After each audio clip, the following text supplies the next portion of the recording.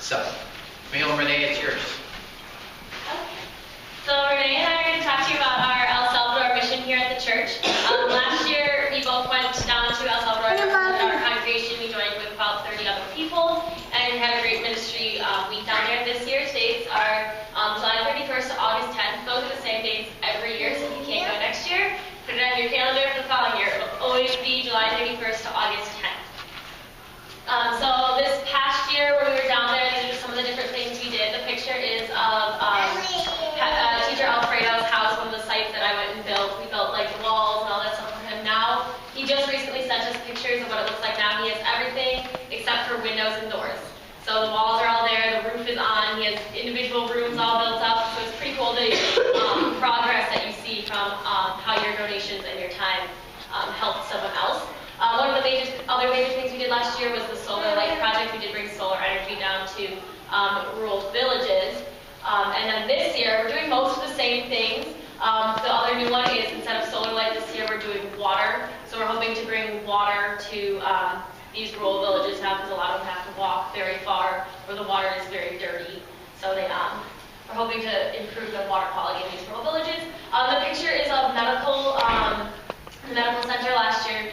Me and Renee did a lot with the medical mission. It's one of the things that they really need down there. As donations, we need to bring they look for all sorts of medicine, anything you have lying around, whether it's prescription or off behind from the counter. Oh, okay. Out of the counter. That's where the counter. And it can be expired. Yes.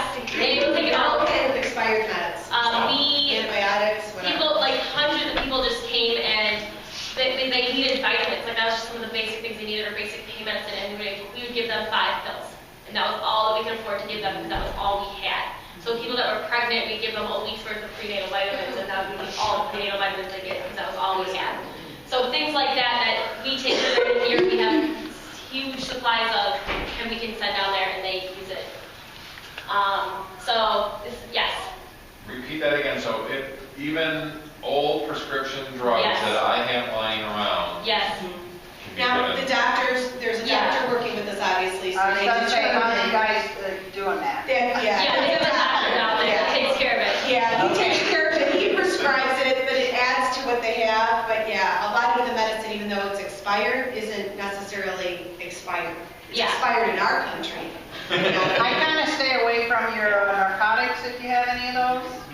I wouldn't recommend Those using any of those. Yeah, he just They have comes another and he drug takes care of problem it. there. Yeah. Oh, sorry. Casa Concordia, where we stayed. That is Camille with Pastor Paul, one of the pastors that was there from California. And it's a great place to stay. It was hard to go someplace and not know what to expect. Where are you going to lie your head? Who are you going to be with? And where are you going to shower? No, you're going to be sharing the bathroom with possibly 5, 6, or 7 other people. There's water that goes out, so you come back as dirty as all get out, and the water is shut down. And they have a huge holding tank at Casa Concordia, but when the water is shut down and not running in El Salvador, that's not being replenished, and you don't even really know that until it just doesn't turn on, or it goes off in the middle of a shower. So you learn to take fast showers, and you learn that they're probably really not that important anyway. You go with little expectations of what you need to look like and what you're going to be doing, and you're going to have a fabulous trip. The cooks are wonderful there. The food is great. That's a big question everyone has. And if you're kind of picky with your food, there's always peanut butter and jelly. That is like a staple on the counter there with bread, fresh bread every morning. But you can't go wrong with chicken and rice and tortillas and fresh avocados and freshly squeezed juices. It's wonderful. And everyone's great there. And it's actually very guarded. It is also the office for the bishop. The Lutheran bishop is right there. So it's a guarded, it's gated, there's 24/7, there's a guard sitting outside of the compound, if you want to call it, where we are. So it's safe. You feel safe. The culture and the Peace March, it's just wonderful. There's some goofy pictures of me wearing a visor and my hat that says peace. But with the Civil War that ended, Every year, August 6th is a huge celebration there, and we literally walked through the streets of downtown El Salvador in peace with bishops and Lutheran church members and priests and people, and it was safe, it was great, it was a good feeling, and you really felt how important it was for them and how much they really lost and how many people died during their civil war. It's beautiful there. It's Central America. People go on vacation to Central America. So El Salvador might not be the vacation hotspot. It's still beautiful. So that was really neat. And this picture of the Datsun and all the corn, they have a big corn festival. It was not corn that we would necessarily eat. They do though. They make like this corn drink type thing. But we're not used to that, and our stomachs wouldn't handle it really well. And that's another thing. They're really good about that. They wash the dishes in purified water. They make the juices out of purified water. But when you brush your teeth with bottled water. So if anyone's been to Mexico or anything, you're following the same thing. Flushing the toilets and that, it's different.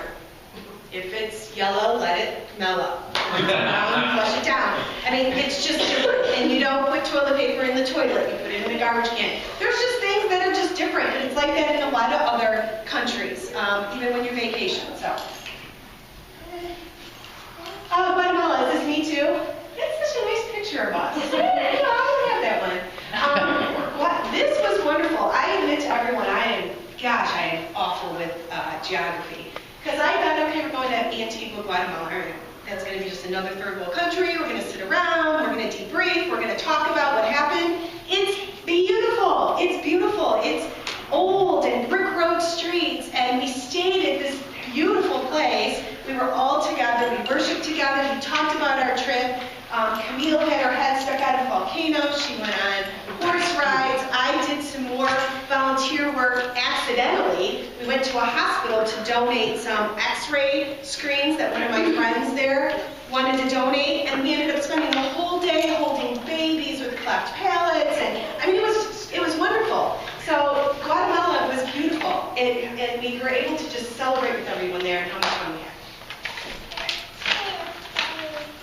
You're doing this one? Yes, I think you did one. I'll do the last one. Okay. So cost, fundraising, sending in a deposit. It is first come, first served. The deposit is $250. We have forms out front.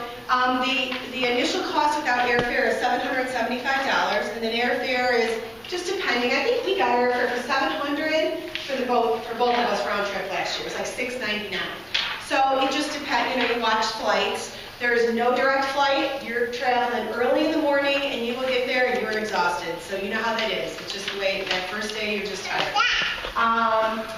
But fundraising, it's amazing how many people you reach out to. I had cousins and friends that were sending money in that never in a million years would I have thought that they would have done that.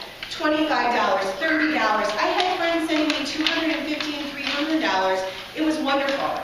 So we use that money to not only for us to go, but also for us to use there, to help buy glasses, to help sponsor a child for a year, to do all kinds of things, to help build the church.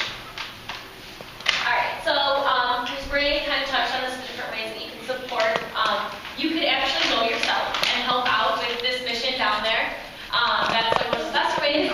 Then you can also support others that are going through monetary donations. All of the money that comes in, we write a check directly to the church, so therefore it is tax deductible for you through the church. And physical donations, they went out on our table out in the narthex area. We do have little yellow or pink slips that talk about all the different kinds of physical donations that we can bring down there. Last year we brought 2 suitcases down. We left the suitcases down there. We had so much stuff. And the airlines are so nice that they knew it was donations for these people, and they let the donation suitcases fly free. So something we should have paid $50 for, the airline was like, no, we'll just let you take it to these people that need it. So all those physical kinds of donations, we just put them in a suitcase, give them directly to those people that use them. Literally, they look at your suitcase and they can use it right that very second. So it's great. There's a whole list out there of all different kinds of things that if you have lying around your house, please give it to these people that really need it. And the last way is prayer. You can pray for the mission as a whole. You can pray for the people that are going down there, and you can just pray for support and guidance for yourself and for maybe wanting to join year or next year or in 5 years. The country isn't going anywhere, and they're always going to need our help. So. And I want us to pray especially for Camille, because this time frame which we're going is a big time frame for teachers to get jobs. And Camille graduated this summer with a bachelor's degree in teaching, and so she's making a tough decision now to whether she can even go or not, because if she misses an opportunity for a job interview, you don't want to be in El Salvador either. So we're going to pray that she gets a job prior to like this winter, so she can go